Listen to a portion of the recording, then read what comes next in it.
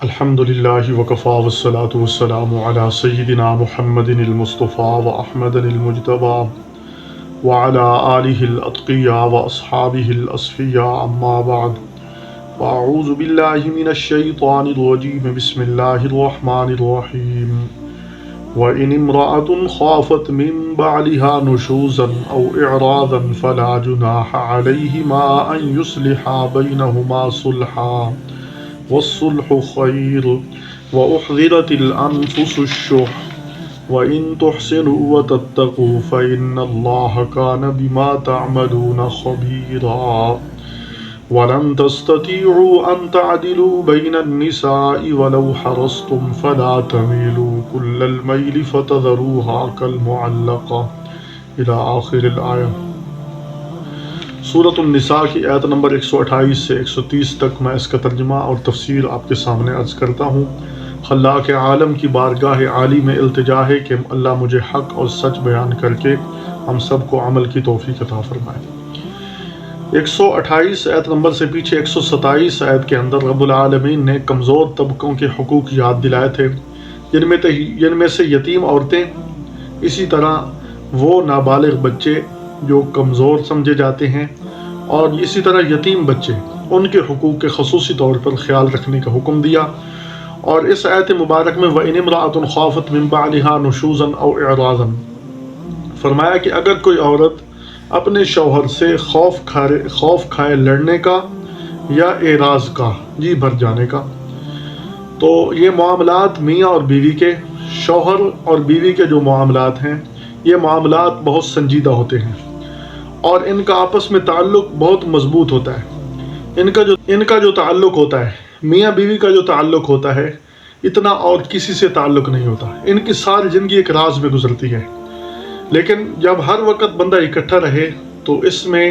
یہ ضرور قوی امید ہے کہ آپس میں کچھ نہ کچھ ایک دوسرے کی ادائیں اچھی لگتی ہیں اور کچھ نہ کچھ ناپسند آتی ہیں۔ بس اوقات ایسے ہوتا ہے کہ عورت وہ مرد کو اچھی نہیں لگتی، پھر مرد اس کی اچھا نہ لگنے کی وجہ سے اس پر جو چونکہ نکاح کے وقت معاہدہ کر چکا ہے، معاہدے کے وقت معاہدہ کرتے ہوئے وہ اس کج روی کے باوجود اس کو اچھا سمجھتا ہے، اس کو ترجیح دیتا ہے، تو ایسی صورت میں اس کو اجر ملتا ہے، اللہ کے ہاں اس کے لیے اجر ہے،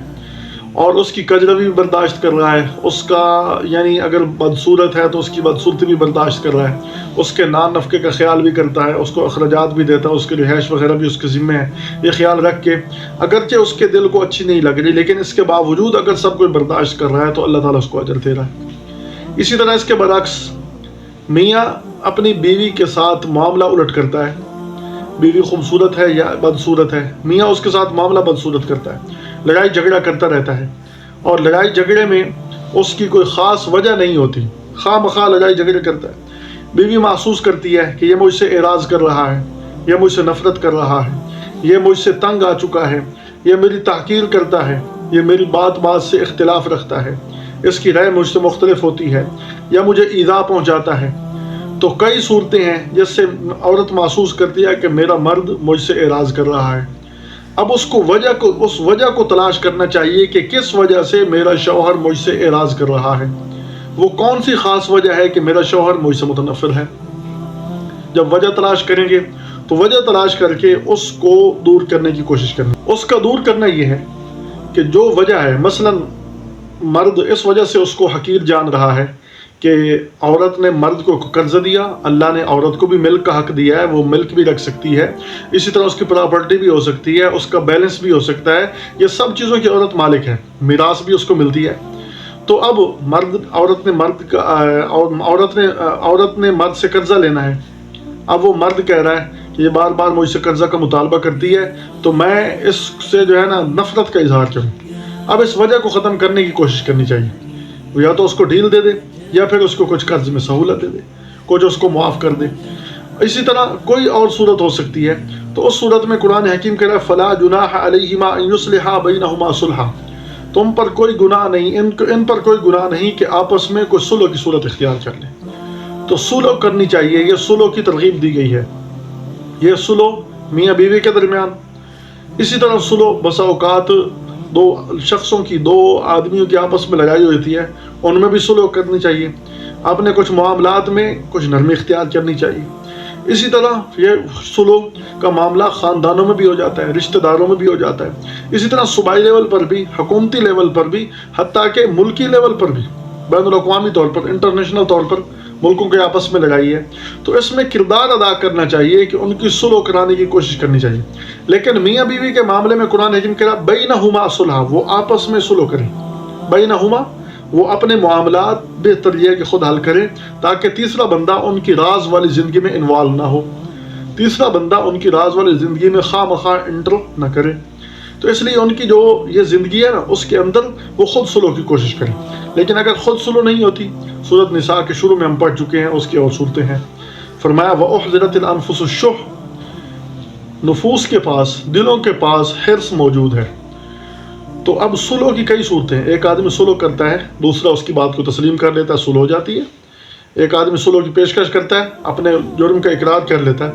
دوسرا کہتا ہے تو نے یہ جرم کیا، وہ اقرار کر لیتا ہے، صلح ہو جاتی ہے۔ دوسرا انکار کر لیتا ہے، وہ انکار ہٹ دھرمی کی بنا پر کر رہا ہے، تو اس کو سمجھانا چاہیے، اس پر دباؤ ڈالنا چاہیے۔ اسی طرح ملکی لیول پر اگر ایک ملک دوسرے پر زیادتی کر رہا ہے، دوسرے لوگوں کا حق بنتا ہے کہ ان پر دباؤ ڈالیں تاکہ یہ زیادتی ختم کر دے۔ اسی طرح صلح سکوت کے ساتھ بھی ہو جاتی ہے، سکوت اختیار کرنا چاہیے۔ ایک آدمی جو ہے نا وہ کہہ رہا ہے کہ تو نے میرا حق دینا ہے، دوسرا سکوت اختیار کرتا ہے۔ تو اس صورت میں بھی صلح میں عموماً یہ ہوتا ہے کہ ایک دوسرے کے حقوق پر نظر ڈالی جاتی ہے، حقوق معاف کر دی جاتے ہیں۔ لیکن ایک مسئلہ ذہن میں رکھنا چاہیے کہ جو حق پہلے عورت کا مرد پر واجب تھا، اب اگر وہ عورت معاف کرتی ہے تو اس صورت میں وہ حق دوبارہ وصول نہیں کر سکتی۔ مثلا مہر پہلے واجب تھا، اس نے مہر ختم کر دیا، میں مہر نہیں لوں گی، آپ اپنے مجھے نکاح میں رکھیں۔ یا اس پر پہلے جو ہے نا کوئی قرض لینا تھا، وہ قرض اس پر واجب تھا دینا، لیکن مرد نہیں دے رہا، اس نے معاف کر دیا، نہیں لے سکتی۔ لیکن جو آئندہ آنے والے معاملات ہیں جو ابھی تک واجب نہیں ہوئے، اگر وہ عورت معاف کرتی ہے تو اس صورت میں وہ عورت دوبارہ مطالبے کا حق رکھتی ہے۔ مثلا نان نفقہ کل کا واجب نہیں ہے، وہ کہے میں آپ سے نان نفقہ نہیں لوں گی، آپ مجھے ساتھ صلح کر لیں، تو ایسی صورت میں وہ عورت دوبارہ حق رکھتی ہے کہ وہ اس سے نان نفقہ کا مطالبہ کرے۔ اسی طرح شب باشی ہے، وہ عورت کا حق ہے لیکن بعد میں واجب ہوگا، تو اس صورت میں وہ اگر معاف بھی کر دے تب بھی وہ اپنا مطالبہ کر سکتی ہے۔ تو قرآن حکیم کہہ رہا وَالصُّلْحُ خیر، صلح بہتر ہے، لیکن صلح میں یہ ضروری ہے کہ صلح ایسی صورت میں کرے جس میں کسی حلال کو حرام نہ کیا جائے، حرام کو حلال نہ کیا جائے۔ مثلا وہ مرد اس صورت میں صلح پر راضی ہو کہ میں آپ کو اپنے نکاح میں اس صورت میں رکھوں گا جب آپ کی بہن سے بھی نکاح کروں،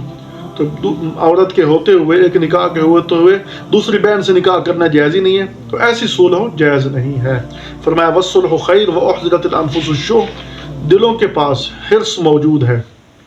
عموماً جو لڑائی جھگڑا ہوتا ہے وہ مال کی وجہ سے ہوتا ہے، آپس میں خاندانوں کے جھگڑے، بھائیوں کے جھگڑے، رشتہ داروں کے جھگڑے، وہ چھوٹی چھوٹی باتوں پر مال کی وجہ سے ہوتا ہے۔ تو فرمایا وَإِن تُحْسِنُوا وَتَتَّقُوا، اگر تم نیکی کرو، اللہ کی رضا کے لیے یہ کام کرو، وَتَتَّقُوا، اللہ سے ڈرتے رہو، تقوی اختیار کرو، یعنی مشتبہ چیز سے بھی بچ جاؤ، ایک مشتبہ مال دوسرے سے لینا، اس سے بھی بچ جاؤ، معاف کر دو۔ فَإِنَّ اللَّهَ كَانَ بِمَا تَعْمَلُونَ خَبِيرًا، تو اللہ تعالیٰ تمہارے اعمال سے خبردار ہے۔ فرمایا وَلَن تَسْتَطِيعُوا أَن تَعْدِلُوا بین النساء، تم ہرگز طاقت نہیں رکھتے کہ تم انصاف کر سکو دو عورتوں کے درمیان، ولو حرصتم، اگرچہ تم حرص رکھتے ہو، فلا تمیلوا کل المیل، تو فرمایا پھر نہ جھک جاؤ ایک کی طرف، فتذروها کالمعلقہ، کو دوسری کو چھوڑ دو لٹکی ہوئی۔ زمانہ عرب میں عرب کے لوگ زیادہ نکاح کرنے کے شوقین ہیں،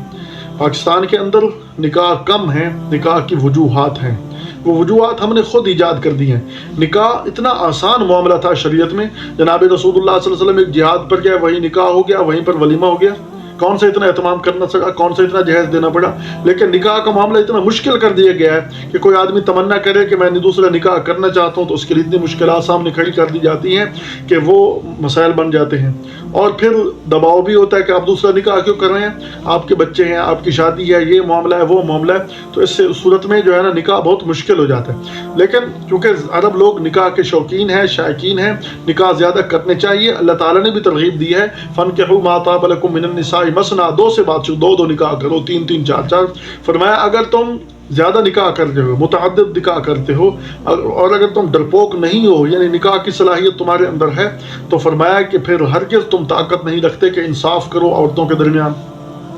اور تمہیں انصاف کرنا، یعنی ایک ہوتا ہے ہرگز نہ طاقت رکھنے کا مطلب یہ ہے کہ دلی معاملے میں، لیکن ظاہری طور پر انصاف کا حکم ہے۔ فرمایا اگرچہ تم نکاح کے حریص ہو، ظاہری طور پر تم ان میں برابری کرو۔ آپ صلی اللہ علیہ وسلم بھی اپنے ازواج میں برابری کرتے تھے، شب باشی میں، نان نفقہ میں، لین دین میں برابری کرتے تھے، لیکن آپ صلی اللہ علیہ وسلم نے فرمایا فلا تلمنی فیما لا املک وتملک، اے اللہ مجھے ایسے معاملے پر ملامت نہ کرنا جس کا میں مالک نہیں ہوں اور تو مالک ہے، دل کے معاملے میں۔ تو فرمایا اگر دل کا معاملہ ہے تو دوسری کے ساتھ ظاہری معاملہ رکھنا برابر ضروری ہے، ظاہری معاملہ برابر رکھو، دلی میلان وہ انسان کے اختیار میں نہیں ہے، اس پر مواخذہ بھی نہیں ہے۔ فرمایا کل معلقہ، اس کو لٹکائی نہ رکھو کہ نکاح والی ہے لیکن اس کے حقوق نہیں پورے کیے جا رہے، طلاق نہیں دے رہا کیونکہ اس کے نکاح میں ہے، اگر طلاق والی ہوتی آگے نکاح کر لیتی، لیکن چونکہ نکاح بھی ہے حقوق بھی نہیں مل رہے اور طلاق بھی نہیں کہ آگے نکاح بھی کر سکے، لہذا اس کو لٹکایا نہ رکھو بلکہ اس کے حقوق ادا کرو۔ وَإِن تُصْلِحُوا وَتَتَّقُوا، اور اگر تم صلح کر لوگے اور پرہیزگاری اختیار کرو گے، فَإِنَّ اللَّهَ كَانَ غَفُورًا رَحِيمًا، تو اللہ بخشنے والا مہربان ہے۔ لہذا اگر تم اس طرح جو ہے نا معاملات میں برابری کرو گے، کچھ کمی بیشی ہو گئی تو اللہ تعالیٰ معاف کر دے گا۔ وَإِن يَتَفَرَّقَا يُغْنِ اللَّهُ كُلًّا مِّن سَعَتِهِ، فرمایا اگر دونوں جدا ہو جائیں، آپس میں تفریق پیدا کر لیں، جدائی اختیار کر لیں، یعنی مرد یہ نہ سمجھے کہ میں اس کے بغیر مر جاؤں گا، عورت یہ نہ سمجھے کہ میں اس کے بغیر میرا گزارا کیسے ہوگا، میرا گزران کیسا چلے گا، نہیں، اگر دونوں ایک دوسرے سے اکتا گئے ہیں، جی بھر گیا ہے، تو فرمایا کہ پھر ایک دوسرے کو طلاق دے دیں، تو اللہ تعالیٰ ہر ایک کو دوسرے سے بے پرواہ کر دے گا۔ یغنی اللہ کلا من سعتہ، اللہ تعالیٰ اپنی وسعت میں سے، اپنی کشائش میں سے ہر ایک کو دوسرے سے بے پرواہ کر دے گا۔ میاں اگر طلاق دے گا اس کو دوسری بیوی مل جائے گی، بیوی اگر طلاق لے لیتی ہے یہ نہ سمجھے کہ میں لاوارث رہ جاؤں گا، اللہ تعالیٰ اس کا بھی انتظام کر دے گا۔ وَكَانَ اللَّهُ وَاسِعًا حَكِيمًا، کیونکہ اللہ تعالیٰ بڑی کشائش والے، حکمتوں والے ہیں،